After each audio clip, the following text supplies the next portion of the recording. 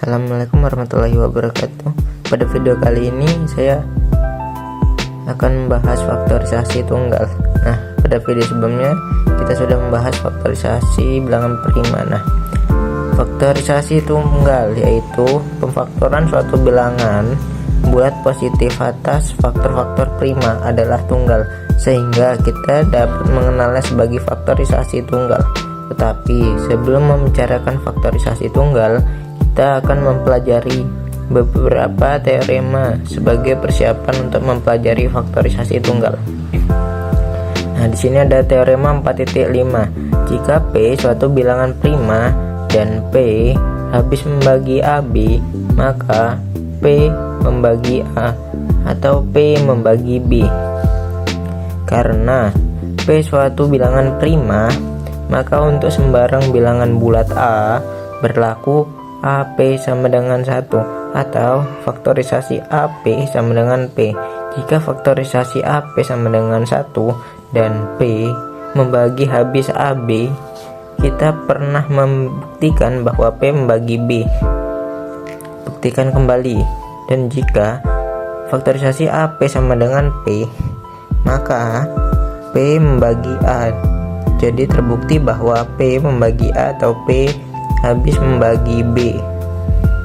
Nah, teorema 4.5 ini dapat diperluas untuk bilangan-bilangan A1, A2, A3 sampai AN, yaitu jika P suatu bilangan prima dan P habis membagi A1, A2, A3 sampai dengan AN, maka P membagi A1 untuk maka P membagi AI untuk suatu I sama dengan 1, 2, 3 sampai dengan N.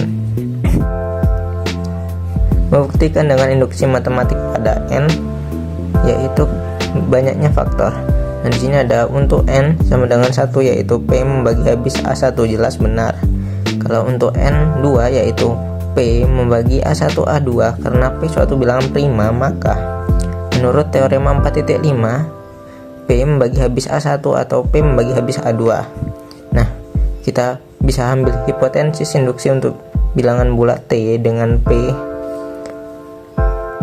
T lebih besar dari 2 dan T kurang dari N, yaitu P bilangan prima dan P membagi A1, A2, A3 sampai dengan AT, maka P membagi AK untuk K lebih dari 2 dan K itu kurang dari T.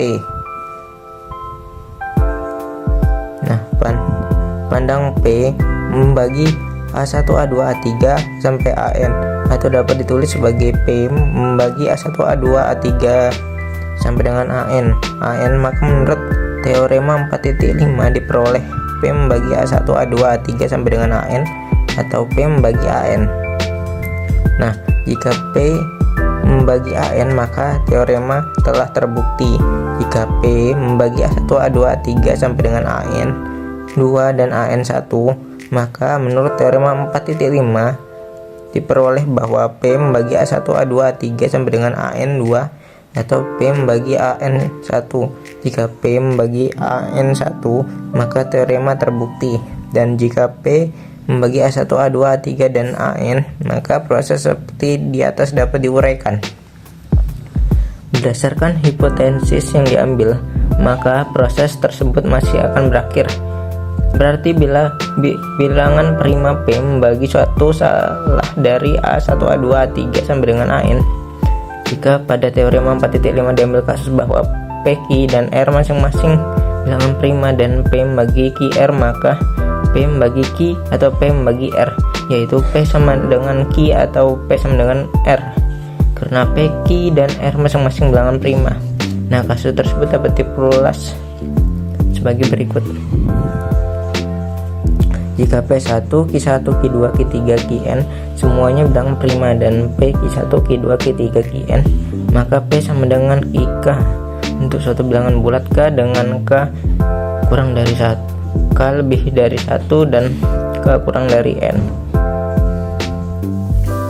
Nah, selanjutnya kita akan membuktikan ketunggalan dari faktorisasi prima dan suatu bilangan bulat positif. Teori ini sering disebut faktorisasi tunggal yang merupakan teorema dasar dalam aritmatika. Nah, di sini ada teorema 4.6. Pemfaktoran suatu bilangan bulat positif yang lebih besar dari satu atas faktor-faktor prima adalah tunggal, kecuali urutan dari faktor-faktornya.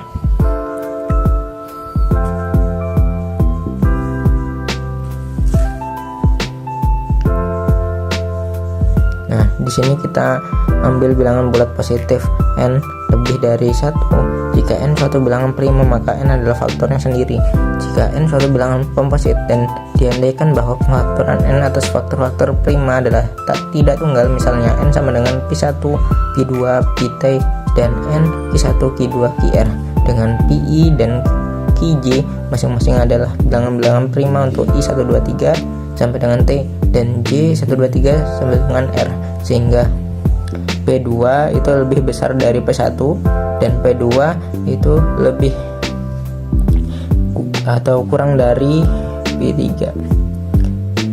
sampai dengan Pt, dan Q2 lebih besar dari Q1 dan Q2 kurang dari Q3 sampai dengan Qr, dengan T kurang dari R. Karena n sama dengan Pi1, Pi2, Pr, maka Pi1 membagi n sehingga Pi1 membagi Q1, Q2, Q3 sama dengan Qr. Untuk suatu K dengan K lebih besar dari 1 dan K kurang dari R, dan mengingat Q2 Q1 lebih besar dari R, Q2 lebih besar dari Q3 sampai dengan Qr, maka Pi1 kurang dari Q1. Nah, di sini ada teorema 4.7. Teorema Euclides. Banyaknya bilangan prima adalah tak hingga.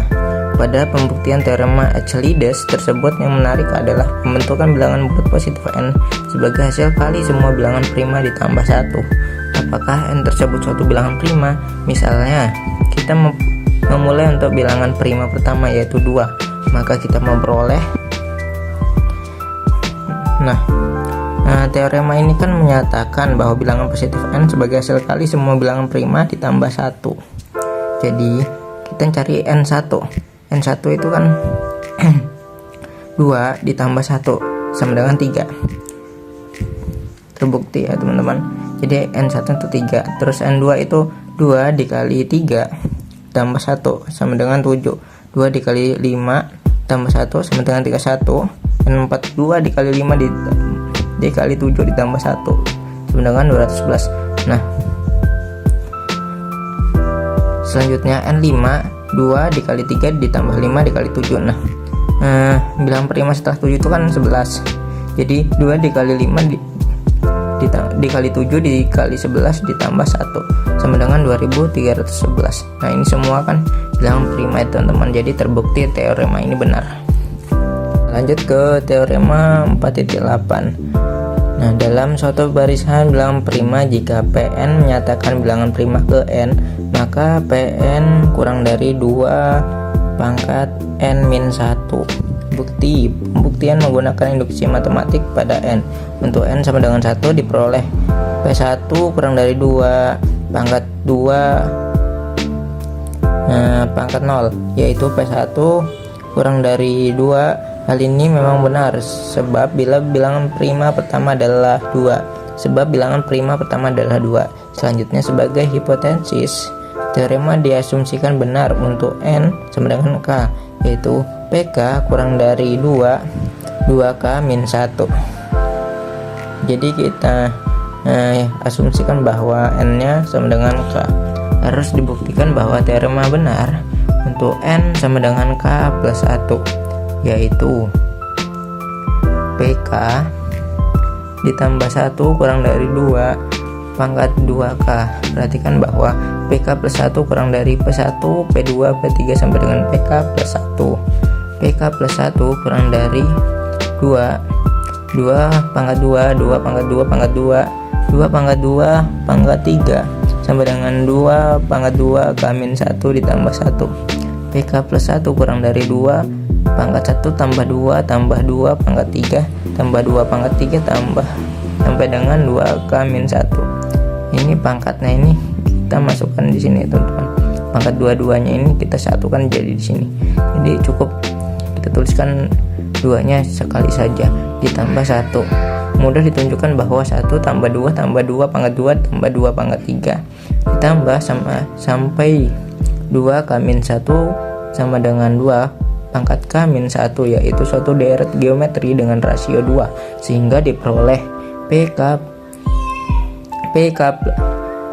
plus 1 kurang dari 2 pangkat 2 K-1 ditambah 1, karena 2 pangkat 2 K-1 itu lebih besar dari 1 untuk setiap bilangan asli K.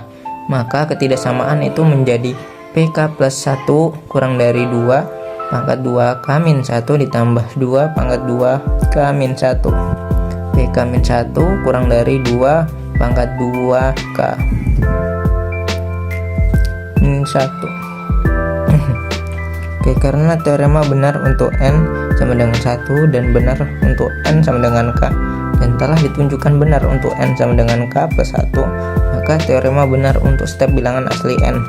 Memperhatikan teorema ini, maka bilangan prima ke N plus 1 yaitu Pn kurang dari 2 pangkat 2K, sehingga sebanyak-banyaknya bilangan prima yang lebih ganjil dari 2 pangkat 2 pangkat N tidak kurang dari N ditambah 1 buah.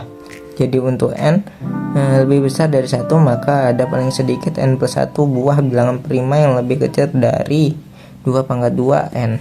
Terima kasih teman-teman yang sudah menonton, sampai jumpa di video berikutnya.